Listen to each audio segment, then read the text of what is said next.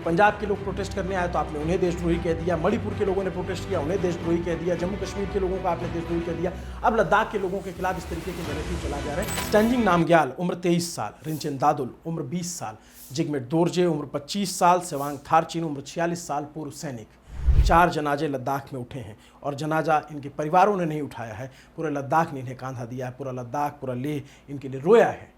क्यों? क्योंकि ये प्रदर्शन बीते दिनों जो हुआ उसमें इनकी जानें गई। सोनम वांगचुक को गिरफ्तार कर लिया गया, उन पे एनएसए लगा दिया गया, वो अगले 1 साल तक कोर्ट में पैरवी भी नहीं कर सकते, एनएसए का कानून ऐसा कहता है। लेकिन इन 4 लोगों का क्या जिनकी जानें चली गई?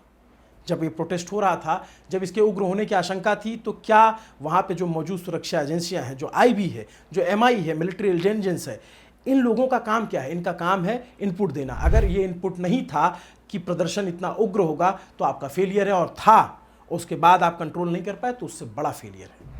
मांग क्या है? 6 शेड्यूल, 6ठी अनुसूची। इसमें होता क्या है? होता यह है कि उस इलाके की जड़ जंगल जमीन को संरक्षित किया जाता है, जैसे नॉर्थ ईस्ट के 10 जिलों को किया गया है। इसका क्राइटेरिया है कि इलाके की 50% से ज़्यादा आबादी शेड्यूल्ड ट्राइब्स होनी चाहिए। लद्दाख में 97% है, लेकिन नॉर्थ ईस्ट और यहाँ में अंतर यह है कि यहाँ बौद्ध और मुस्लिम आबादी ज़्यादा है। अब सवाल ये कि अगर ये वादा किया गया था तो इस वादे को पूरा करने में दिक्कत क्या आ रही है? 370 हटने के बाद लद्दाख के लोगों ने जश्न मनाया। उन्हें यह लगा कि अब वो यूटी बनेगी, यानी ऐसी यूनियन टेरिटरी जहाँ पर विधानसभा के चुनाव होंगे जैसे जम्मू कश्मीर में हो रहे हैं। लेकिन ऐसा वहाँ नहीं हुआ, क्योंकि वहाँ पे आबादी 3 लाख की है, जो 3 ज़िले हैं। सरकार को ऐसा लगता है कि इतनी कम आबादी में विधानसभा नहीं बनाया जा सकता।